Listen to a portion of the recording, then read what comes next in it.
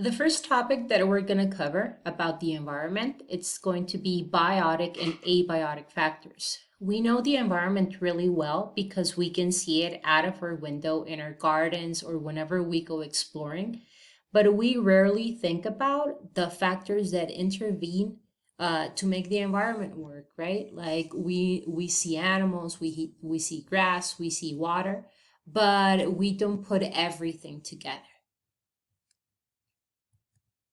In our biology courses, we learn about the planet, the environment, diversity, or the interaction of the species.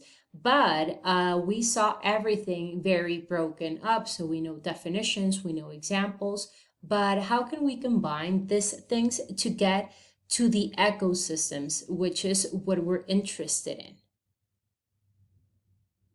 If we go back to our biology lessons, we saw this chart, right? We have our organization levels, and we go from the lower one, for example, here, the lower one like molecules, all the way to the biosphere. All the way to the biosphere. So the molecules are just groups of small atoms, the smallest unit of most chemical compounds. For example, we have water, or we have our DNA or RNA.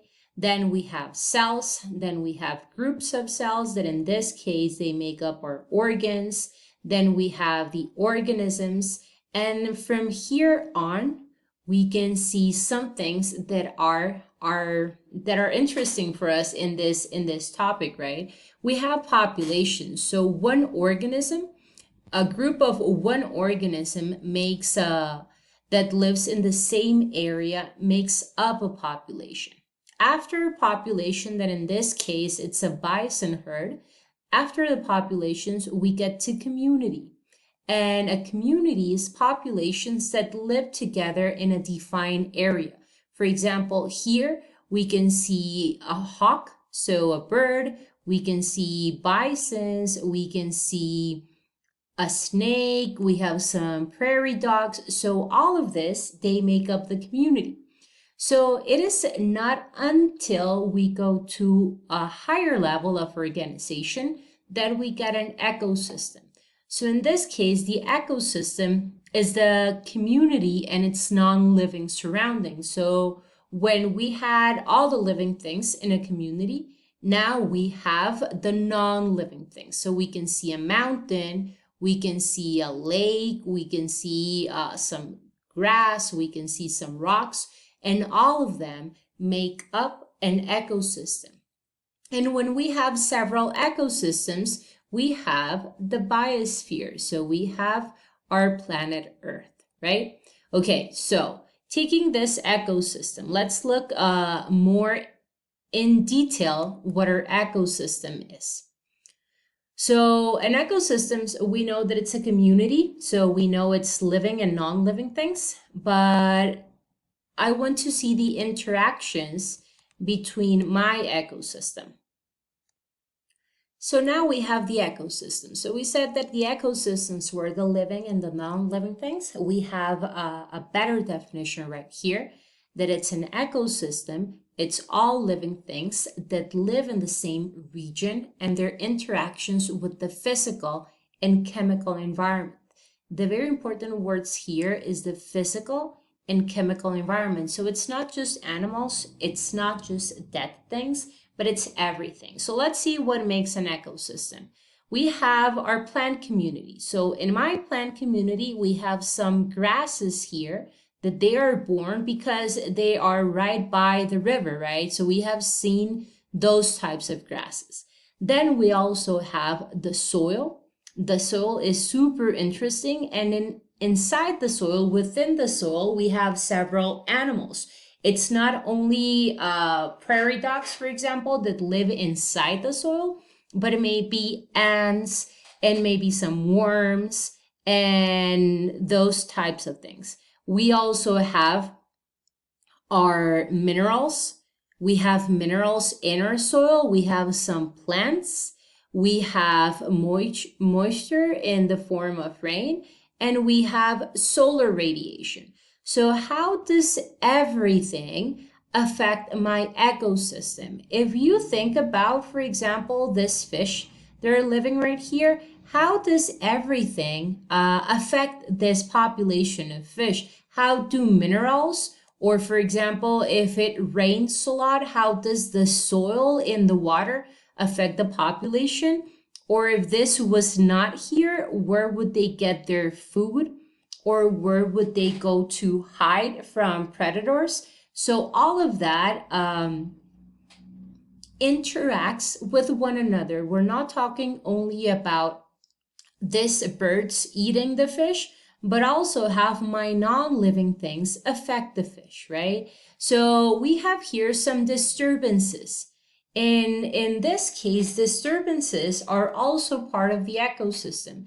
If you think, for example, about the woods, we know that we have fire seasons. And fire seasons, although the ecosystem can manage them, if we have a lot of disturbances, is when we can get rid of entire ecosystems. For example, a fire left by some campers, or that will take the whole mountain. Or for example, in another case, the trash that will leave behind. For example, if we left off only a Coke bottle, maybe some fish would make a house out of it, right? Or maybe some ants or something. But if we leave thousands of Coke bottles, then it's not a disturbance, it's pollution, and my ecosystem can't handle that. What are some examples of ecosystems? For example, the ecosystem we live in right now, we have deserts, we have coral reefs, we have the deep sea, that it's very, very different from our normal sea, the one that we go into to take a dip. Tropical rainforest. Which other ones can we think of? I already mentioned that in the sea, we may have, like at least 3 ecosystems. We have the shore, the ocean shore. We have the middle sea, and we have the deep sea where, for example, light cannot go in. What are some biotic and abiotic factors? We already said that we have living and non-living things, but let's talk about it properly and call them their right name. Abiotic factors, if you see on this slide, abiotic factors are factors that are non-living. We have the sun, or the amount of light, which is insolation. We have some nutrients, and how do we get nutrients? We get them from the biogeochemical cycles, which are the cycles of the gases, the water, and the minerals. We also have heat energy released from the processes. So this would be all my abiotic factors. We have rocks, we have mountains, those are abiotic factors. And then we have biotic factors. Biotic factors, bio, remember, is living. So my biotic factors are those living things, right? We have producers in plants.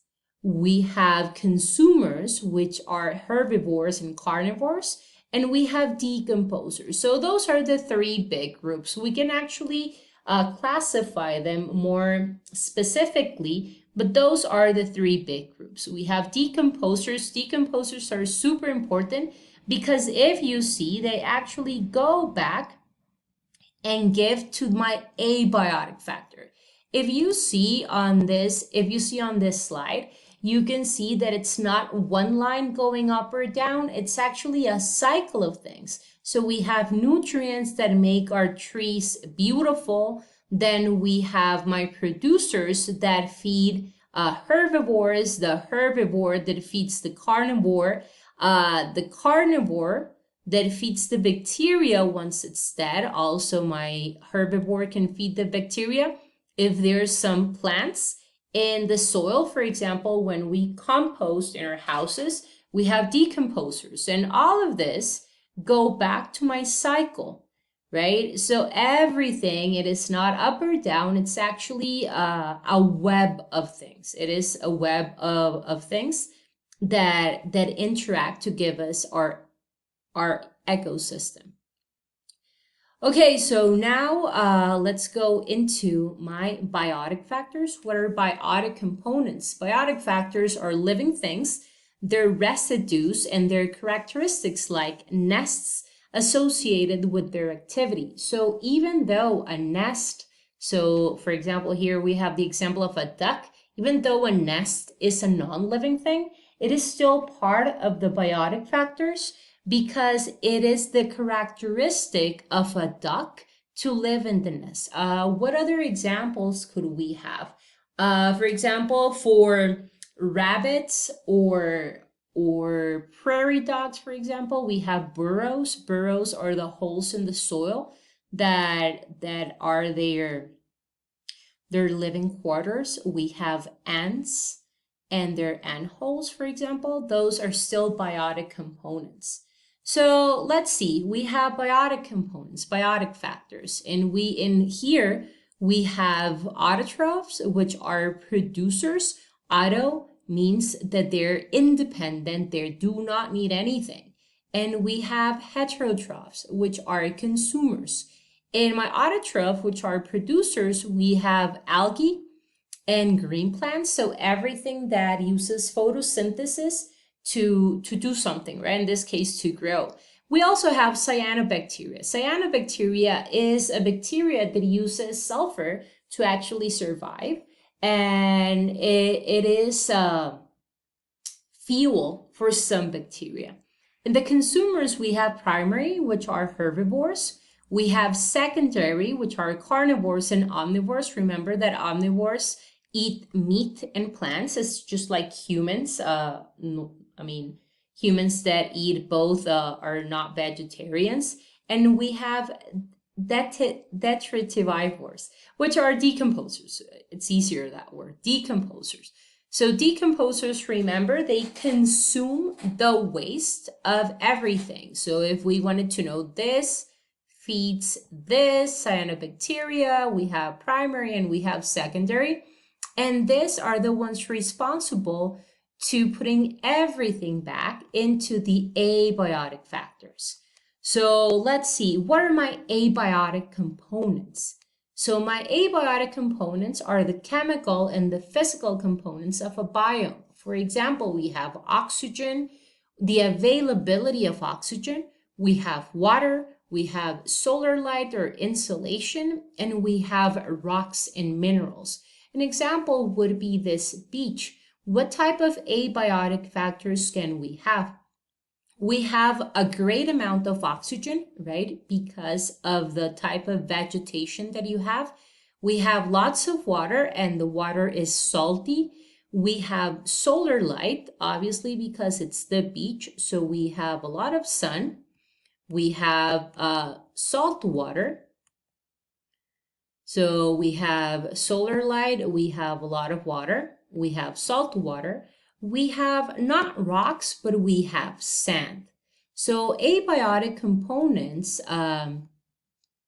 we need them obviously because they make up our ecosystem, but also the type of abiotic component will restrict you to what type of living component you have. And think about the ocean and the river. So both are abiotic components, right? But the ocean has very different fish and very different animals than rivers. And if you put, for example, a salmon, that it's a freshwater fish, in the ocean, it will immediately die. And also on the other hand, if you put a saltwater fish or a saltwater organism in a freshwater, it will die. The sun is super important. If you have a lot of sun, some organisms cannot thrive, but maybe in the shadow or in the cold. So abiotic components are critical when we start thinking about the biotic components.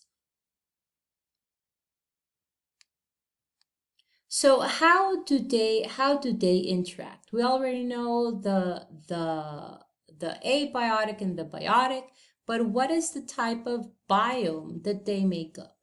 The biome is is right here. We have abiotic, and my abiotic is weather, right? It's my climate. It's my soil and my minerals, and it's also the geochemical cycles that we have here. Insulation is super important. And then on the other hand, I have my biotic components. And I already told you, right? Decomposers feed this. Autotrophs are the ones that are independent, so they can make their own food with the sun, with the CO2. And we have green plants and bacteria. So these producers will feed my primary consumers. So I only eat plants, and then I can grow, right? For example, think about a bunny or a cow or a goat.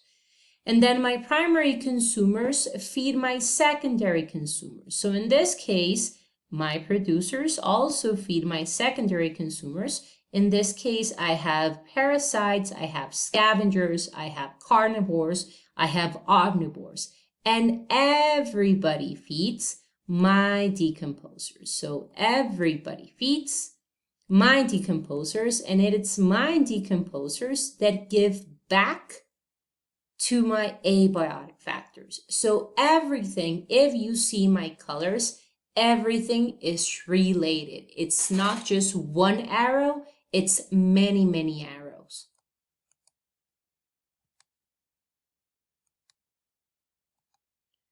So we were already talking about the biome, right? So all of the things that need to make a biome. So, but what is a sustainable biome? A sustainable biome, it's a biome that can sustain itself through natural processes. So something that will use all the resources that it has to feed, for example, primary and secondary consumers, and it's still as pristine and beautiful as it was before. And here we have a very important definition. We have sustainability. Sustainability is the capacity of keeping the natural ecological conditions without interruption or minimization. For example, if you think about this beautiful picture of the forest, we see that there are no humans there. And I ask you, how many humans do you think could live and still keep these beautiful characteristics of a very clear water, of all that green that we see? It is a matter of being sustainable. So how many humans can live there? Maybe a family, maybe a small community. We see some examples in the Amazon rainforest, for example, that they live one-on-one with the environment, and they are sustainable communities. Cities are not sustainable communities. Why? Because we cannot sustain ourselves with natural processes. For example, trash. We produce a lot of trash, so much that the same earth, that the same soil cannot process it. We need to give it a physical or a chemical treatment, but it's always there. That's why we have waste dumps, right? Okay, so what are the environmental relationships that we have seen? So my environmental relationships, the first ones that I saw, are biotic and abiotic factors. So we have seen this too. But in my biotic factors, I have three other things. I have some relationships, which is symbiosis. What do we need for symbiosis? We need two organisms working together, not in a good way. They're just working together. In parasitism, the parasite is eating away the host, right? So one gains and the other one loses. In mutualism, both organisms are working together. One example of that is our own stomachs. Our own stomachs have bacteria that are working to absorb the nutrients of the food that we eat, and we need them so we get the nutrients. So the bacteria get their food and we get the nutrients, right? Commensalism is one is not affected and the other one gains something. We also have competition. So competition for resources. Where can we see that? For example, if we have a forest and we have a bunny and a gopher, they're both competing to get the best grass, for example. And then we have the predator-prey relationship. So in the same forest that we have the predator prey. In this case, it will be a fox and a rabbit, or a human and a deer, and that is the predator-prey. So we need all those relationships to maintain a sustainable ecosystem. For example, competition is important. Predator-prey relationship is important. We have had some examples where you don't have a natural predator, and then when organisms overtakes the whole environment. There's a very interesting case about a wolf and rabbits. They had to reintroduce wolves so they could take care of the rabbit population because there were too many rabbits. What are some problems in a sustainable biome? We have a definition that's called the limiting factor, and which is any factor that restricts the size of the population. So for example, a biotic limiting factor could be the availability of food, and an abiotic factor could be the access to drinking water. Some abiotic limiting factors could also be the weather. So we know, for example, hurricane season or mudslides or things like that are limiting factor that restricts the size of the populations. Not many people live where hurricanes are because of that, or tsunamis, for example. Biotic factors is the availability of food. We know people in the desert cannot have large communities because they do not have food or drinking water. So talking about my limiting factors, do you think we have reached Earth's capacity? Here is a cartoon talking about how our population has grown, and we have the very start of our civilization, so the start of humans, and then all of a sudden we did not have that much population, but as of the 1600s, our population has grown exponentially, and it has grown and grown and grown. They say that the limiting factor, our carrying capacity is how many humans can live, is at 11 billion. 11 billion people. Right now, we're at 7+ billion. So we'll see. We have already seen some limiting factors. For example, in Mexico, the availability of drinking water is a problem. Weather is a problem. Food shortages for some areas is a problem. We have seen communities displaced because of the weather. For example, some islands in Asia have disappeared because of the sea level, and those people have to migrate because of the environment. So that is a problem.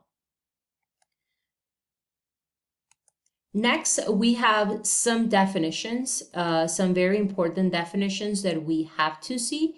For example, we have biotic and abiotic components. We already talked about predation, mutualism, parasitism, commensalism. We know about the environmental carrying capacity. It's the maximum population that a particular species in a biome can maintain. It is influenced by biotic, availability of food, for example, and abiotic, like the weather, for a very long period of time. Sustainable populations can live at the limit or below the carrying capacity. So this is it for biotic and abiotic factors. You can see some references here if you want to know more about this topic. I'll leave them here. Thank you very much for your attention.